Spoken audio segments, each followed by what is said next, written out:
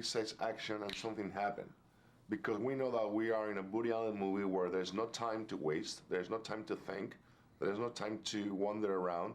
It's about act, perform, be. And that's something extraordinary, and that's why I guess every actor is very open to I don't know, to digest the whole surrounding. I think he brings a lot to his movies. I think he grounds them in something that we can all relate to and a feeling that's there that you couldn't quite articulate yourself. I think he's so good at that, and then finding the funny side of it so that, you know, it never gets too terrible. He's like invented that, you know. So, and I think that applies to this film as well. When I first read the script, I could see that there were all those qualities in it already. The first thing he said when I read the script was, you don't have to say any of these lines if you don't want to. This is just a blueprint, whatever makes you the most real, natural, and funny as possible. And he did no rehearsal, and he would just do, well, a lot of the scenes were like 10 pages long, and he would do them with a master. I don't know if he's still using that technique, but he would, you know, have one camera, and he would dolly in, dolly out, zoom in, you know. So you'd cover the whole thing, like, with one camera. And so you'd have to be prepared with your 10 or 12 pages of dialogue, and you'd go for 10 minutes, and then they'd call cut. And it was crazy. It was like you were in a play, in a way, and they'd do like 10 or 12 takes, and everybody would go home for the day. Was it hard? Yeah. Yeah, it was super hard, but it was exhilarating. It was so much fun, and I got to improvise a lot, and he liked that, so that was You'd great. like to work with him again? I would, yeah. A day on a Woody Allen set like? Much like a lot of films, intense and high-paced, and no time to... You just sort of focus, everyone's focused on their little bit. You just have to make sure that you do your bit when you need it. But yeah, if Woody Allen's on set. Very nervous, or at least I was, and you pretended to be to make me feel better or something.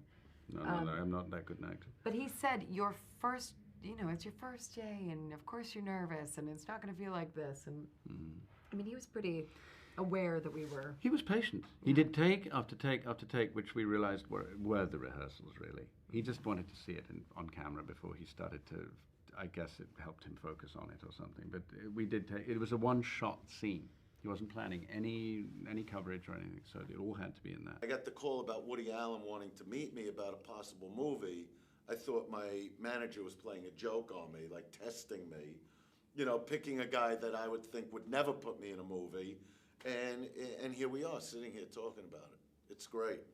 That's awesome. And it was exciting, and you know, he gave me an opportunity that a lot of filmmakers never gave me, and I just really hope I delivered. I mean, people are saying I did, but, you know, I didn't know. You know, it's just, when I even read the stuff, I go, they're kidding, right? They're goofing on me.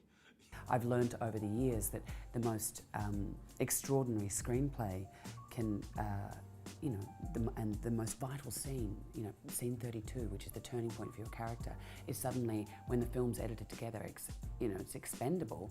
But that's the blessing of working with someone like Woody, is that 97% of his direction is in the script. You know that the script is not going to change, and so the architecture of it, you can trust. Woody, I'm really nervous. I'm playing the lead role in your film. What am I going to do about it? And, you know, he had his muffin and his tea, and he seemed remotely interested in what I said. And then he said to me, you know, well, Johnny, he was like, you're like, you're 80% the character when you wake up in the morning. He's like, you know, you just fill in the dots. And, you know, from there on, it was very, very easy. It was kind of like, well, you know, he's trusting me to do what I do, and obviously I trust him because he's a proven genius. There was a really steep incline leading down to these rocks.